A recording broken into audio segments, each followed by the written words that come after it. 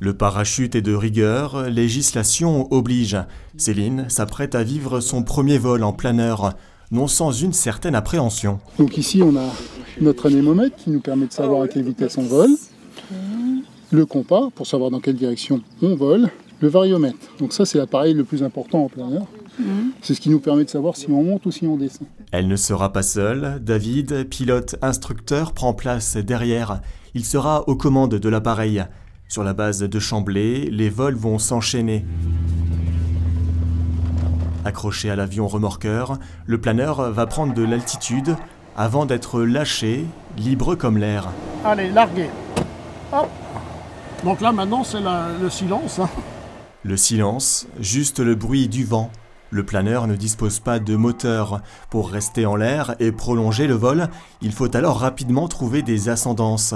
C'est la mission de Jean-Marie Manic, président de l'association Planeur Chamblay et pilote chevronné. Alors actuellement, nous faisons plus du vol plané que du vol à voile, puisque nous sommes en descente là pour l'instant. On n'arrive pas à trouver une ascendance qui nous permette de rester en vol. Mais ça va venir, il ne faut pas se désespérer. Voilà, on le ressent d'ailleurs aux fesses, vous voyez. Hop, on se met en virage, et là on est en train de monter à 1 mètre par seconde. Donc là ça veut dire qu'on a trouvé des courants chauds.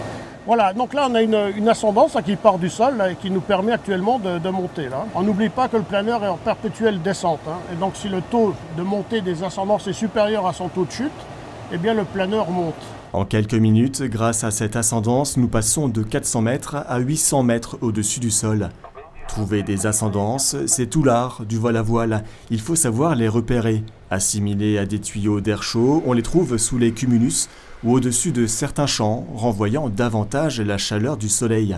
Ne pouvant voler dans les nuages, nous sommes limités aujourd'hui à 1400 mètres sol. Notre vol nous emmènera jusqu'aux portes de Metz. L'environnement, on va dire, assez cossu et impressionnant. Et puis une fois qu'on est dans les airs, il y a une sensation de planer, de glisser au milieu de l'air. C'est vraiment impressionnant. Bon, il y a des paysages magnifiques, évidemment.